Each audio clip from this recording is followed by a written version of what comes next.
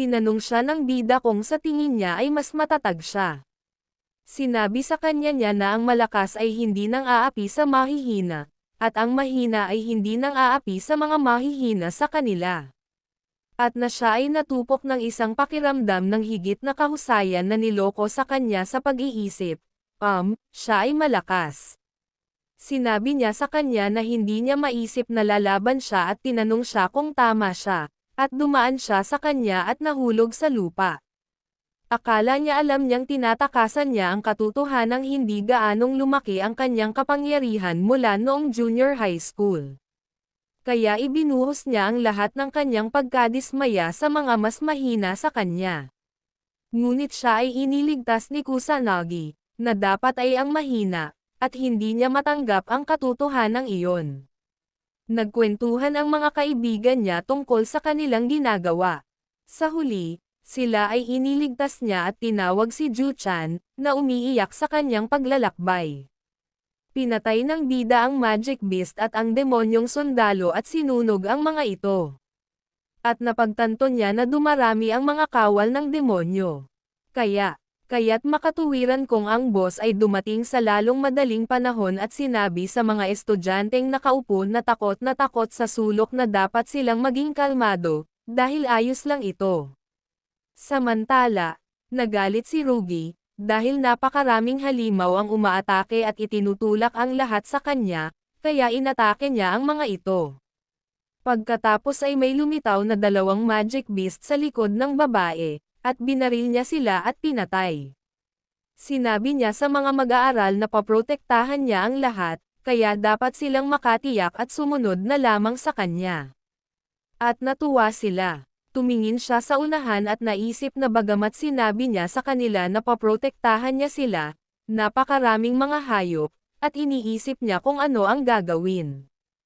Habang siya ay malalim na nag-iisip, sinusubukang malaman ang solusyon, ang pangunahing tauhan ay biglang lumitaw sa kanyang likuran at sinabing tutulungan siya.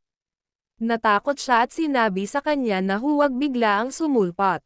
Sinabihan siya ng pangunahing tauhan na tumakas sa sandaling talunin niya ang mga halimaw.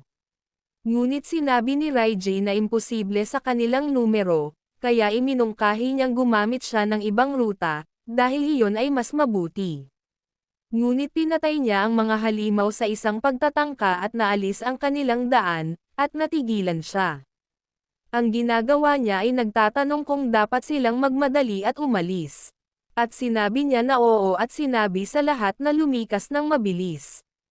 Nagmamadali silang pumunta sa gymnasium habang pinapatay niya ang mga halimaw sa kanilang daan, at naisip ni Ryuji na siya ay hindi kapani-paniwala. Nang mawala na sila sa paningin, naramdaman niyang dapat na siyang bumalik at hanapin ang gusali ng paaralan. Samantala, sa labas ng gymnasium, nilalabanan nila ang halimaw, at inutusan sila ng guro na huwag sumuko at patuloy na talunin sila. Napagod si Maizo Aoyuka sa patuloy na pakikipaglaban at malapit nang mahulog nang hinawakan siya ng kanyang nakatatandang kapatid na babae at sinabihan siyang pumasok sa loob kung hindi siya makatiis, dahil nakakaistorbo siya.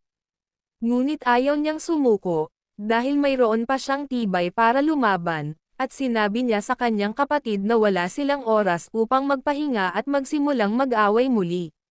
Dumating si Ryuji at sinabing niligtas niya ang ilang estudyante, at sinabi ng kanyang guro na maganda ang kanyang ginawa at sinabihan siyang isama sila sa loob. Pagkaalis sa kanila, lumabas siya para makipag-away sa kanila. Tinanong niya si Roka tungkol sa sitwasyon, at sinabi niya na halos hindi nila ito pinipigilan. Habang si Yuka ay tumingin sa likod ng pangunahing tauhan at tinanong siya tungkol sa kanyang kinaroroonan, sinabi niya sa kanya na siya ay buhay at sumisipa, at natutuwa siyang marinig ito. At sinabi niya na, siya ay isang kamangha-manghang tao. Kung nandito lang siya sa piling nila, nalampasan nila ang kapahamakan. At sumang-ayon siya na kung nandoon siya, mabilis nilang naalis ang mga halimaw. Nakarinig sila ng kakaibang dagandong at nagulat sila, at inutusan sila ng guro na lumikas kaagad. Laking gulat nila nang makita ang napakaraming sundalong demonyo. Sumigaw si Rujay na dapat silang makatakas, dahil napakarami, at tumakbo sila palayo. Tumingin sila sa likuran nila at nakita ang mga halimaw na pinapatay ng mga pulis. Isang inspector, si Shidao Shoyugo, ang nagbilin sa kanyang mga kasamahan na kailangan nilang magmadali at alisin ang mga hayop at unahin ang kaligtasan ng sibilyan. Natuwa ang mga estudyante na naligtas sila, dahil dumating na ang mga pulis. At sinabi ng inspector na ayos lang dahil nandoon sila para makalikas sila sa lugar ayon sa kanilang mga tagubilin. Napansin ni Maizuo Yuka na lalaban sila kasama nila. Ngunit sinabi niya sa kanya na ang mga sibilyan ay dapat lumikas sa gymnasium. At sinabi niya sa kanya na hindi sila sibilyan. Ang sabi ng kanyang nakatatandang kapatid na babae ay mage sila. Kaya pumayag ang opisyal at sinabihan silang ay back up sila at salakayin mula sa likuran. Akala niya ay kakaunti lang ang bilang nila, kaya napakalaking tulong sa kanila ng mga salamangkero na ito. At naisip niyang nakakaawa ang mga pulis. Habang nilalabanan nila ang halimaw, pinagaling ni Sargento Senada Karen ang estudyante at sinabi sa kanya na ayos lang. Nakita ng pangunahing tauhan ang mga sasakyan ng pulis, nakarelax sa kanilang pagdating, at nagpasyang iwan ang iba sa kanila, ngunit nag-aalala tungkol sa kanilang kawalan ng pananagutan sa pag-iisip na dumating ang mga pulis bago ang mga tropa ng pagtatanggol sa sarili. Ang kalamidad ay isang pambansang antas ng sakuna, kaya walang paraan ang estado na walang anumang mga hakbang sa pag-iwas na inihanda. Ngunit naisip niya na posibleng ipagwalang bahala ng bansang ito ang kapayapaan. At nagpasya siyang gawin ang kanyang makakaya at umalis upang iligtas ang mga natitirang estudyante sa gusali. Nabatid sa reporter na dumating na ang mga pulis sa lugar. Ngunit dumarami ang mga hayop, at iniisip nila kung sapat na ba ang mga pulis na mag-aalaga sa kanila. Habang naghihintay ang mga tao ng mga bansa sa pagdating ng mga maharlikang salamangkero, ang mga estudyante ng ibang paaralan, na nakikinig sa balita, ay naisip na ang mga maharlikang salamangkero ay umiral sa panahong tulad nito at naghihintay sa kanilang pagdating. Sinabi ng isang matandang mag-asawa na nabayaran na nila ang buwis, kaya't ang maharlikang salamangkero ay maaaring malutas ang problema. Sinabi ng kanyang asawa na ito ay totoo, at hiniling ng reporter ang mga marangal na salamangkero na dumating ng mabilis. Samantala, ang Mage Noble Fukas, pinuno ng sambahayan na si Fukajin, ay nagsabi sa kanyang sekretarya na huwag pansinin ang balita at tinanong siya kung sigurado siya. Pagkatapos ay sinabi sa kanya ng direktor na ang mga pulis ay higit pa sa sapat upang mahawakan ang maliit na kalamidad na iyon. Kaya naman hindi na kailangang makisali at umalis ang mga maharlikang salamangkero. Nang tanungin siya ng lalaki kung saan siya pupunta, sinabi niyang matutulog na siya. Kaya yumoko siya at sinabihang magpahinga ng mabuti. Kasabay nito, sa Kamui Magic Academy, lumalala rin ang sitwasyon para sa mga pulis, at tinanong ng inspector ang kanyang kapwa kung maaari niyang alagaan ang mga hayop na malapit sa pasukan. Sinabi niya sa kanya na nahuli sila dahil napakarami sa kanila, at naisip ng inspector na ang mga hayop ay lumilitaw ng mas mabilis kaysa sa inaasahan nila. Kaya imposible ang paglikas sa mga sibilyan sa tamang panahon. Naisip niya na ang likurang suporta ay ang lahat ng mga puwersa sa pagtatanggol sa sarili ay obligadong gawin. Ngunit hindi sila dumating. Maaari lamang silang umasa sa maharlikang salamangkero ngunit hindi sila makontak. Sinabi niya na ang mga maharlika ng Mi ay umiral sa panahong tulad nito, ngunit ang mga walang kwentang tao ay hindi nagpapakita. Ang mga estudyante ay nakikipaglaban sa mga hayop, at naisip ng inspector na nalaman niya ang tungkol dito mula sa magagamit na impormasyon at ang kalamidad na ito ay tinatawag na kalamidad. Iniisip niya kung ganito rin ang paraan ng mga tao noon. At ano ang mangyayari kung lumitaw din ang amo. Pagkatapos ay biglang lumitaw ang isang liwanag mula sa langit, at ang mga halimaw ay pumunta sa kanilang daan. At lumitaw ang boss monster. Natigilan sila, at pinagpapawisan ang inspector sa pagkabalisa at naisip na imposible dahil ang kapitan ng demonyo ang amo. Naniniwala si Meizo Haruka na ang amo ay ang hayop, na bihirang lumitaw sa panahong ito. At kahit na bihira itong lumitaw, ang mga maharlikang salamangkero lamang ang maaaring manalo laban sa kanila. Nanginginig si Yuka dahil sa takot at inisip na kailangan nila ng magic na mas mataas kaysa sa level 5, at walang sino man doon ang maaaring gumamit ng level ng spell na iyon. Inihagis ng amo na halimaw ang apoy sa kanya. Habang naguguluhan pa rin, ang kanyang nakatatandang kapatid na babae ay humarap sa kanya at sinubukang salakayin ang amo. Tinakpan niya ang kanyang kapatid at nataman ng pag-atake ng kapitan ng demonyo. Nahulog siya sa lupa, at natigilan si Yuka. Sinabi niya sa kanya na tumakas, ngunit hinawakan niya ang kanyang kapatid na babae, na malubhang nasugatan, at humingi ng tulong.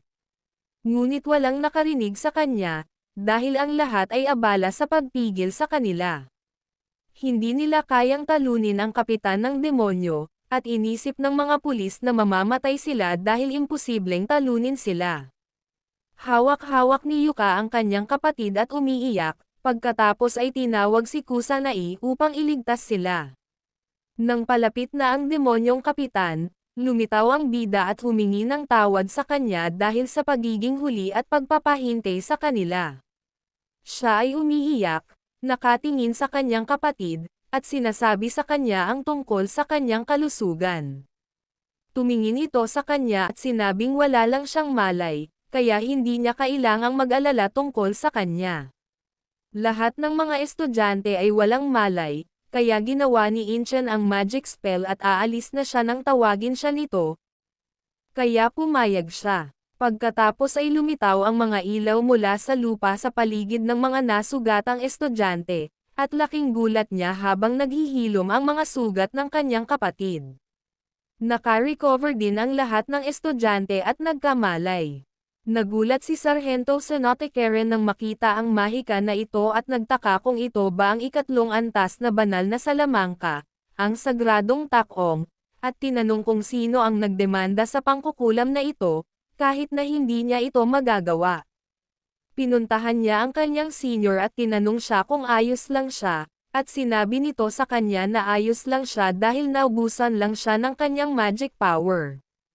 Tinanong niya ito kung ano ang nangyayari, ngunit hindi siya sigurado. Bukod sa lumalalang kalagayan niya, gusto niyang protektahan ang mga sibilyan. Ngunit sinabi niya sa kanya na ito ay masyadong walang ingat, dahil baka mamatay siya. Sinabi niya sa kanya na kung hindi sila mag-away, lahat ay papatayin. Ngunit sinabi niya sa kanya na ito ay imposible na, dahil ang lahat ng kanilang mga pulis ay nalipol. Nadismaya siya dahil parehong hindi nagpapakita ang mga mage nobles at self-defense troops, at napagtanto niyang wala na silang magagawa. Nagulat ang reporter dahil nalipol ang mga pulis at inakala nilang katapusan na nila. Habang inaakala ng mga manunood na walang silbi ang mga maharlikang salamangkero dahil lahat sila ay papatayin, nag-aalala ang publiko dahil walang makakalaban sa kanila at matalo ang kapitan ng demonyo. Ang pangunahing tauhan ay papalapit sa kapitan ng demonyo, at ang mga opisyal ng pulisya ay nagulat nang makita siyang nag-iisang patungo doon at iniisip kung gusto na ba niyang mamatay. Nagsigawan sila at sinabihan siyang lumayo roon. Nakatayo siya laban sa napakaraming halimaw at sinabing ginagawa ng halimaw ang anumang nararamdaman niya, at ang kapitan ng demonyo ay sumigaw na pumatay, at lahat ay nagulat, iniisip kung ano ang mangyayari sa kanya ngayon. Nagkaroon ng pagsabog dahil inatake niya sila at sinabihan ang kapitan ng demonyo na tumahimik. Ngunit ito ay nagalit at umungal, at ang mga hayop ay nagsama-sama laban sa kanila. Inakala ng bida na ginawa niya ang lahat sa panahon ng pinakamalaking kalamidad sa mundo, ngunit kailangan niyang magpigil sa pagkakataong ito upang maiwasang masangkot ang mga tao sa kanyang paligid. Hinarang ng pangunahing tauhan ang kanilang pag-atake, Ngunit inisip ng mga opisyal na maaari siyang patayin ngunit pinrotektahan siya mula sa lahat ng mga hangganan. Inilabas niya ang mga magic bullet at inatake ang mga halimaw. Nagulat ang opisyal at nagtaka kung ano ang nangyayari at kung sino. Ang estudyanteng iyon ay nagulat na ang isang hindi kilalang estudyante ay nakikipaglaban sa halimaw dahil hindi nila makita ang kanyang mukha. Sinabihan niya ang cameraman na lumapit sa kanila. Nang makalapit sila ay may inatake ang kanyang camera at nabasag, at naisip ni Yuka na maaaring itinatago ni Kusanagi ang kanyang tunay na lakas ngayon dahil sinira niya ang camera at maaaring makalaban siya ng walang anumang distractions. Salamat po sa panonood.